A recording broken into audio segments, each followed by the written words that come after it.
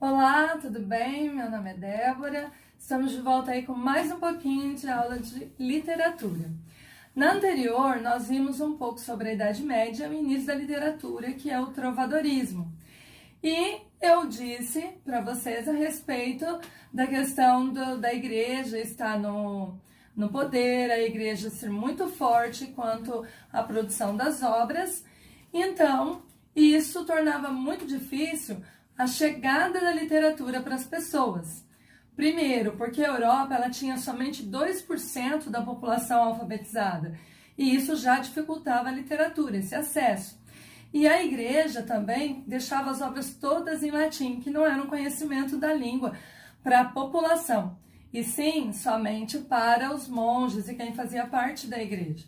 Então esse foi o nosso princípio da literatura ali na Idade Média. Falando hoje sobre trovadorismo.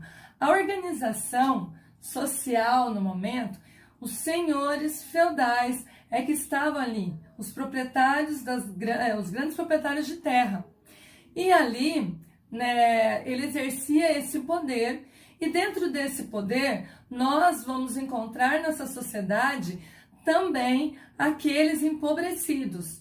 E esses empobrecidos serviam aos senhores feudais. E tinha uma relação com os senhores feudais muito de subserviência, de fidelidade, que eram os vassalos. E nessa fidelidade, eles serviam aos senhores feudais em tudo.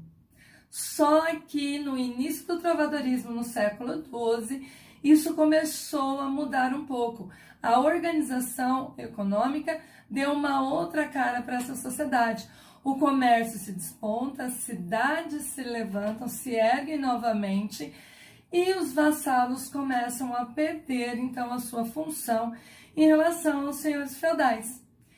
E isso começa a dar uma outra cara para essa sociedade.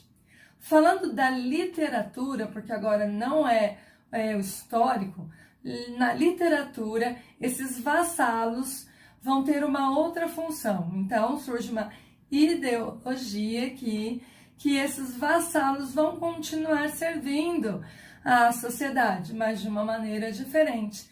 Então, agora, eles não são mais fiéis aos senhores, mas sim às damas dessa sociedade, da nobreza. E qual é o papel deles agora? Agora é entreter a corte. Então começa uma nova função para esses vassalos. A Idade Média, então, agora, que é com o nosso trovadorismo, ganha uma outra cara aí na literatura. Então, vamos pensar no projeto do trovadorismo. Pensando no projeto do trovadorismo, ele tem como base, então, essa nova função dos vassalos. Também ele tem como base aí a marca da literatura para entreter a corte. E agora entram as cantigas. O trovadorismo é muito forte na Europa. Aqui no Brasil, nós não temos esse movimento. O Brasil ainda nem se descobriu, ainda nem foi descoberto na realidade. Nós vamos iniciar no quinhentismo, e vamos partir aí, então, nessas primeiras visões do Brasil, para seguir para o barroco e arcadismo. Então, o trovadorismo tem a sua força na Europa. E mais especificamente, nós vamos ver o trovadorismo em Portugal, que é o que eu vou falar agora. Em Portugal, o trovadorismo inicia com as cantigas. Então, nós vamos ver aí a cantiga da Ribeirinha, que é a primeira, também conhecida como cantiga da Guarvária, que nós vamos ver em muitas provas aí, em vestibulares, pelo país afora. Essas cantigas, elas têm uma divisão. Então, eu vou ver a cantiga de amor, a cantiga de amigo e as cantigas de escárnio e maldizer. Hoje eu vou falar para você somente a cantiga de amor e a cantiga de amigo. Para identificar essas cantigas, nós temos características, então, para cada uma delas. E assim nós conseguimos diferenciá-las. As cantigas eram obras feitas para se cantar. Então, os meus trovadores, que são os vassalos, eles vão começar a cantar nos pátios dos grandes palácios aí, para entreter essa corte. Então, elas são obras que serão encomendadas e cada uma vai ter então essa característica. Ah, eu quero que ela tenha uma cara mais nobre, uma cara mais simples. Então, esses vassalos, eles compunham essas cantigas com essas características. Bom, agora eu vou colocar uma e ligar uma com a outra para vocês entenderem aí. Então, a cantiga de amor, ela tinha o eu lírico masculino, enquanto a de amigo feminino. Então, esse eu lírico, só relembrando, que não é o compositor. Então, o eu lírico é a voz de quem fala dentro do texto.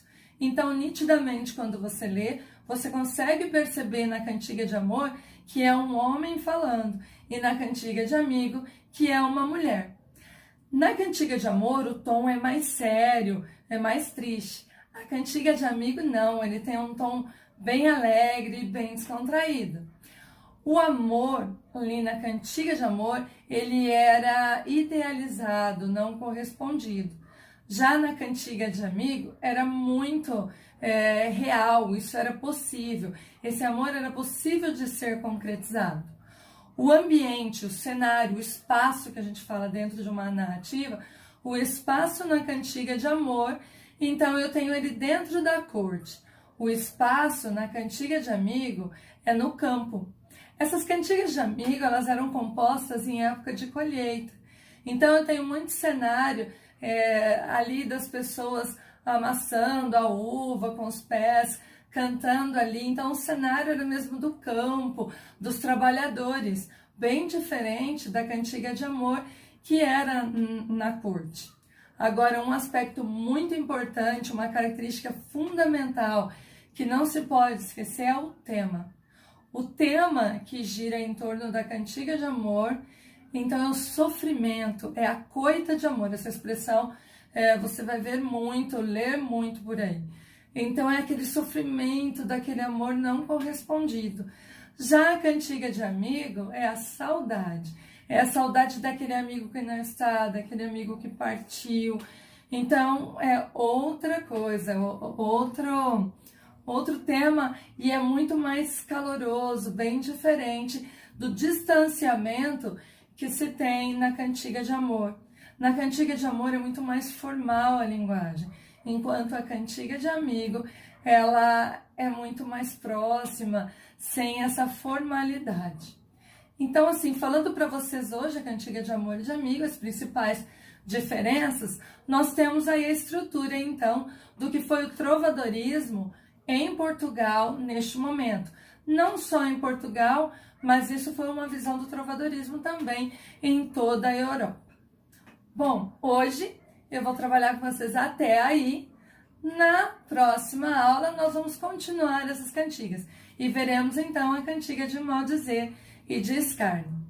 Por hoje é só, muito obrigada e até a próxima.